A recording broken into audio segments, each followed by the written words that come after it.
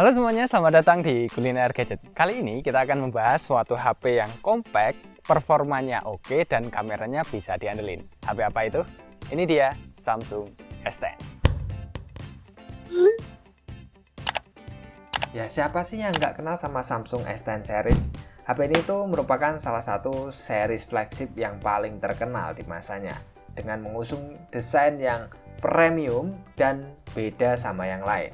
HP ini saya dapat di harga Rp4.500.000 dengan mengusung spesifikasi sebagai berikut. Kalau kecepatan silahkan di pause ya.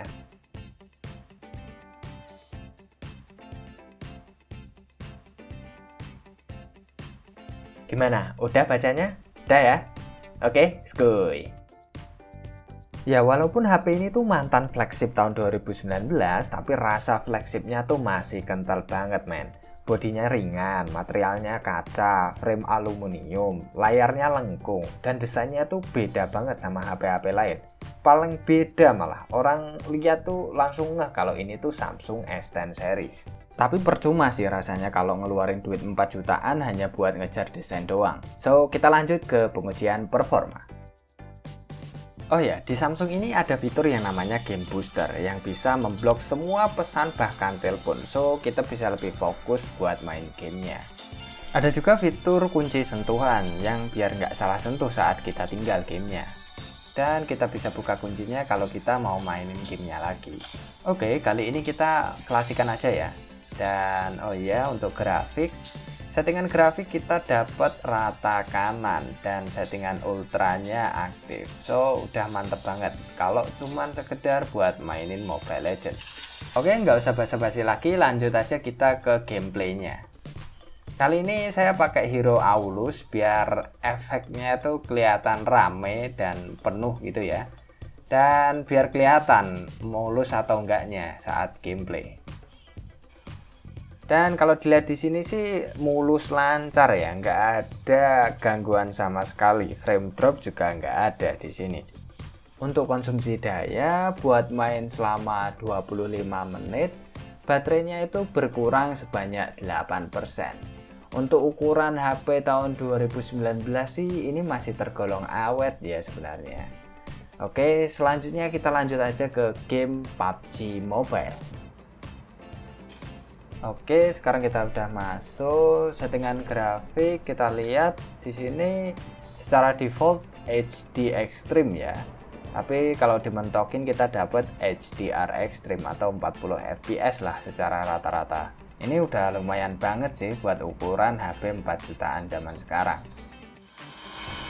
Ini gua tes buat main bom kar di Milta juga lancar, nggak kerasa ada frame drop ataupun patah-patah ya di sini.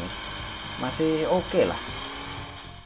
Buat jalan-jalan biasa ataupun muter-muter cari bot masih kerasa fluid banget sih.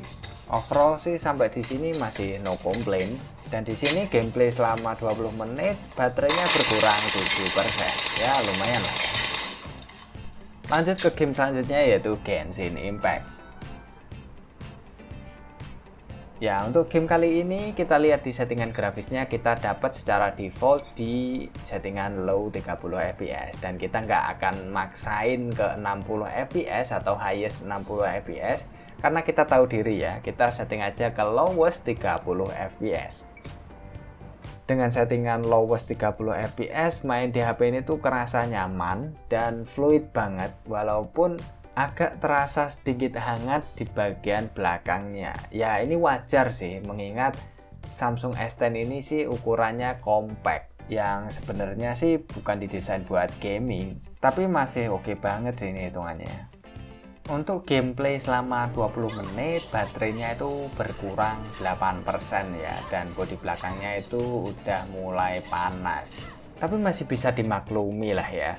Apalagi HP ini tuh menawarkan resolusi layar yang bisa dioptimalkan sampai WQHD+.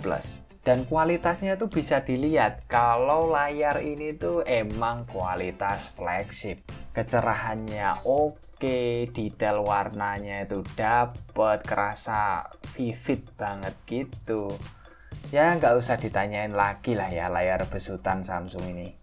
Apalagi ditambah kualitas stereo speakernya yang kurang lebih seperti ini. What does perfect even mean? Is there even such a thing? Ooh, can we switch up all the rules and imagine Ya overall masih oke lah, wajar, namanya juga kelas flagship, ya kan? Tapi apakah kualitas triple kamera mendatarnya ini masih mumpuni untuk zaman sekarang? Atau cuma sekedar gimmick? So, berikut ini hasilnya. Ya, ini adalah perekaman di Samsung S10 biasa di resolusi Full HD 30 fps. Kualitas suaranya mungkin seperti ini ya, mungkin sedikit agak keredam karena saya pakai masker, dan menurut saya ini masih sangat oke ya. Kualitasnya itu masih kualitas flagship sih. Masih dynamic range-nya juga dapat. Sayangnya langitnya udah mendung ya. Jadi ya agak kurang sih. Dan kalau dilihat ya ini sedikit ada stabilisasinya bagus sih. Cocok. Walaupun di Full HD 30 fps. Sayangnya untuk perekaman kamera depan di resolusi 1080p 60 fps sudah tidak distabilkan ya, jadi kerasa agak goyang walaupun memang gambarnya sedikit lebih fluid. Dan untuk resolusi maksimal bisa di 4K 60 fps. Udah mantep banget sih buat harga 4 jutaan. Untuk dynamic range juga lumayan, dan untuk skin tone udah kelihatan oke. Untuk perekaman 4K 60 fps, kualitasnya kurang lebih seperti ini ya. Sangat stabil walaupun di 4K. Ini beneran kualitas kamera flagship sih, nggak gemen-gemen men. Kelihatan banget bedanya. Dan sayangnya di 4K 60 fps ini kita tidak bisa pindah lensa ya. Jadi dia pakai lensa utamanya dia nggak bisa pindah lensa. Tapi kalau zoom bisa nggak ya? Oh, kalau zoom bisa. Dia bisa zoom 2 kali.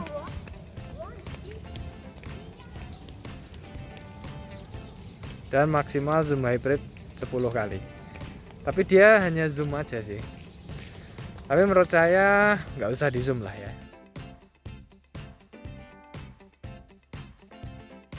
Dan untuk di resolusi 4K 30 fps kita bisa pindah-pindah lensa ya. Akan tetapi sebagai catatan, untuk konsistensi warnanya agak kurang ya, masih bagusan di lensa utama.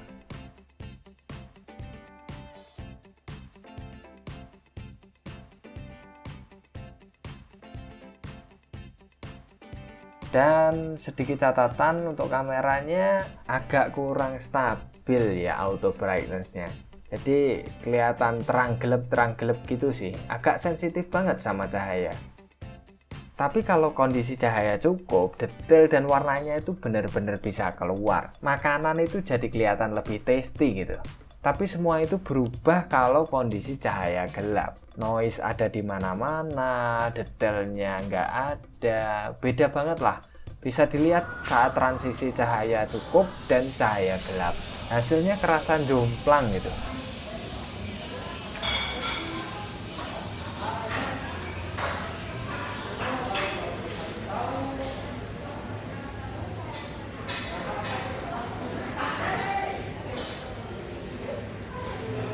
Nah, sekarang ke bagian foto. Untuk bagian foto ya silahkan nilai sendiri aja lah ya. Hasilnya kurang lebih seperti ini.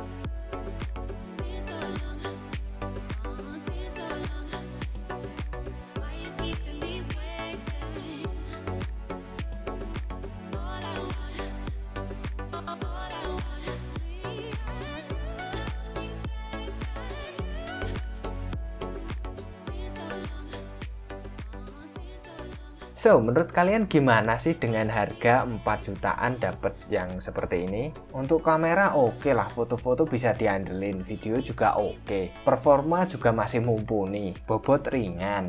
Udah certified anti air dan debu IP68 pula. Layarnya bagus. Dan yang paling terpenting, ukurannya yang compact, nyaman buat dikantongi. Cocok banget buat kalian yang cari HP compact tapi powerful dan kualitas kamera yang bisa diandelin.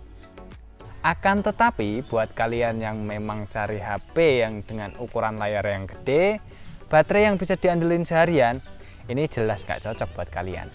Ya, mungkin itu saja yang bisa saya sampaikan untuk review kali ini, and see you guys on the next video.